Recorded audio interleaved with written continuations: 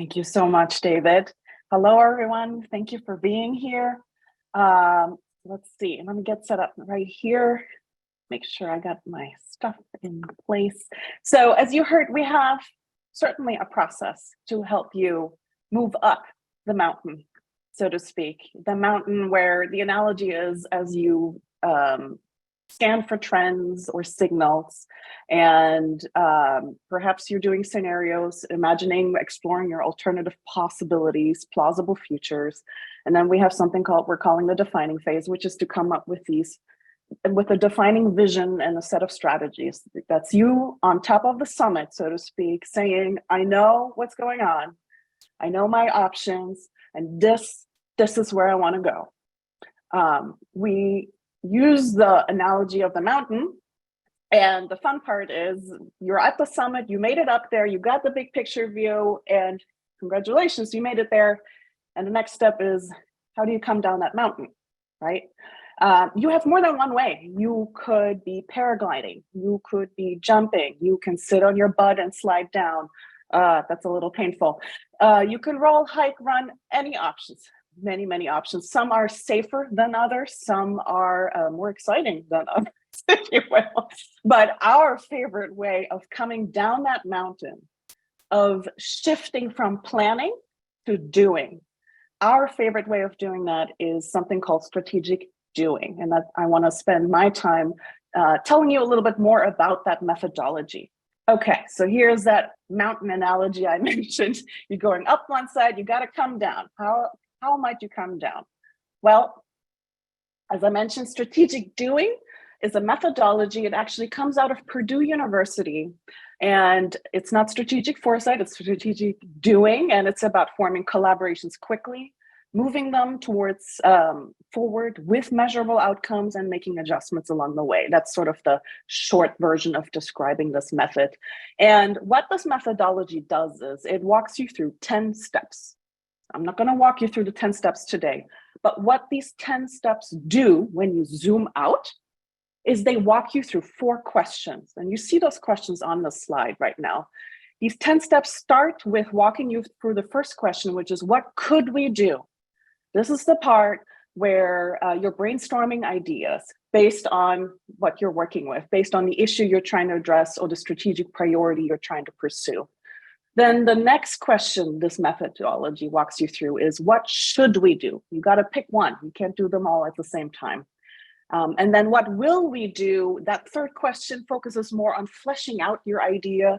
That's where you come up with those measurable outcomes so you know whether you're succeeding, on track or off track. And then the last question this method does is, here it's spelled out as what's our 30-30. What that means is, what exactly is everyone on this team going to do in the next 30 days in this example? And when we meet again, we're going to hold each other accountable. What got done? What didn't get done? If it didn't get done, why didn't it get done? Do we still need it to get done? That kind of a question set is part of that conversation. Now, you don't have to make it 30 days. You can make it 14 days. You can make it 60 days. Whatever makes sense for your project or your opportunity. But that is a critical 4th step, right? You got to come together, learn what you've learned, and adapt and adjust from there, and then keep going on your project. So that's sort of the big picture. These 10 steps walk you through these 4 questions. There are a few more things I want to highlight about this methodology. One of the most important parts of this method is it's about making you stop and asking you to be very mindful about what brainstorming question are you using to come up with ideas for what you want to get done. So I'm going to show you 2 very basic examples. I'm going to start with real life first. What do I mean by a generative brainstorming question? So let's say an everyday problem you might have, problem, quote unquote, is you got to make a sandwich for your loved one, okay? This is sort of the everyday life version of a strategic priority. Make a sandwich. Now, this is one way you can use as a prompt for a brainstorming question. You might say, how do I make a sandwich? Or what makes a sandwich? Okay, you can brainstorm with that.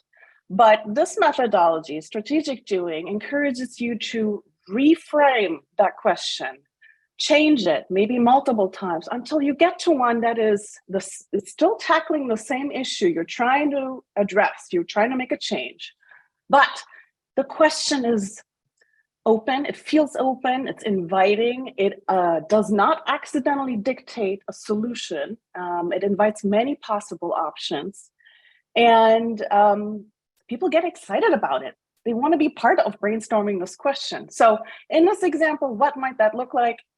This is from real life. This actually happened to me. So instead of saying, make a sandwich for your loved one, your brainstorming more generative version might be, imagine your loved one declared your sandwich a tasty masterpiece and is still dreaming about it 2 weeks later.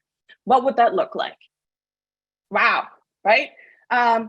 Fun fact, this happened to me. My husband made meatballs and they blew my mind. Like I was still thinking about those 2 weeks later. So this does happen.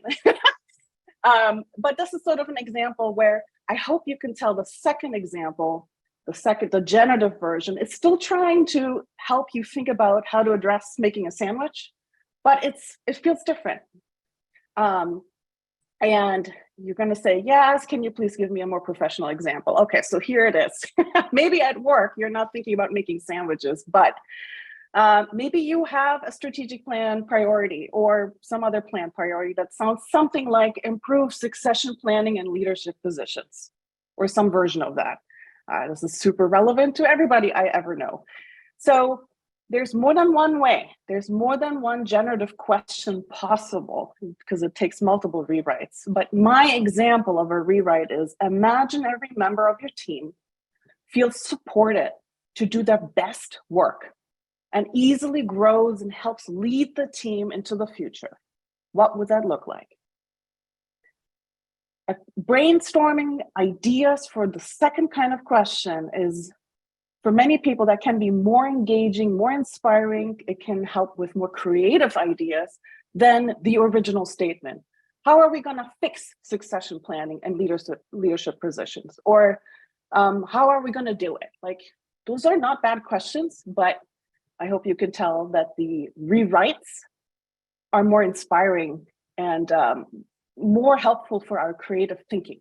So coming back to strategic doing as a method, one of the important steps is be mindful about the brainstorming question you're using.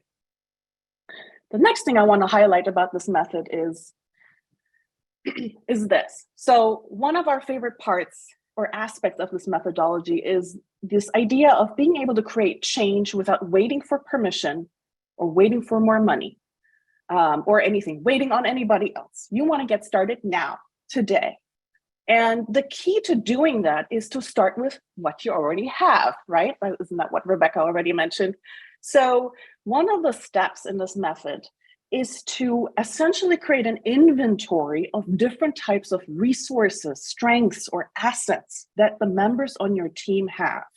So we're talking physical assets, could be a meeting room, could be a tool, skills and knowledge, social or network assets, or capital assets. Brainstorm, what does everyone have? But not the whole universe of assets or resources you have, but only the ones that are relevant to your brainstorming question. That is an important alignment. So I don't want to know everything you have as a team member, but what do you have or know that could maybe help with answering the brainstorming question? So quick example from another project. Let's say your brainstorming question is, what would our region be like if we truly cared for all people? This is already the generative version of the original. And one team had a representative of a local university with a 6-week program, a training program for certified nursing assistants. Some other person on the same team, among many other assets, had connections to local domestic abuse shelters. And then the third person on the team happened to be representing a foundation that supports upskilling, among other assets that they listed to help answer their brainstorming question. And this team ended up connecting those 3 assets, it's like connecting the dots, and coming up with a program for women with children that were seeking refuge in a local domestic abuse shelter And their average stay was 6 weeks. So during that 6 weeks, they got the opportunity to upskill using this CNA program. This is an example of a change-making opportunity and activity that was done because strategic doing gave them the time and the space and the structure to brainstorm and form these connections and build this collaboration. So know your assets in relation to your brainstorming question.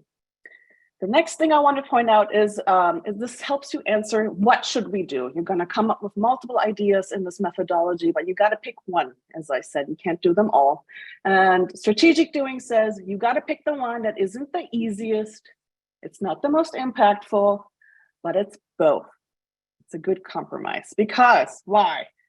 Because you want to be able to make sure it's doable, right? And doable also means it raises your ability to succeed and get it right and learn from that experience and still make enough of a meaningful difference so that you say at the end, yeah, this was worth my time. I made a difference. I learned something. I can do it again. I can do more of this. That's sort of the power of picking the big, easy, big impact and easy. And then let's see. And then the last thing I want to highlight about this methodology has a very fun animation. It's this idea that when you're trying to come up with, how do I reach this big goal? How do I fix this big problem? You don't have to come up with one project that solves the whole thing at once. In fact, you probably shouldn't. That's too big, right? Solving world hunger. No one does that in one project. So what you can do with strategic doing is essentially come up with a series of projects that function like domino pieces. And with each one you learn, you build new connections and experiences and resources and impact. And that one can be rolled over. The momentum and those experiences can be rolled over into the next one and the next one. So the best way to illustrate this is this video. Everybody knows about playing with dominoes, but what you may not know is that a domino can knock over another domino which is about 1.5 times larger. So what I have here is a chain of dominoes. Each one is 1.5 times larger than the previous one. And the smallest domino is about 5 millimeters high and 1 millimeter thick. And I will carefully place it.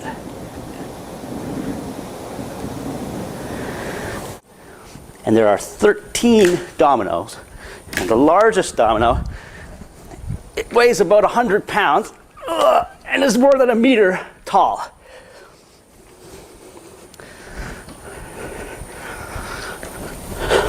Ready?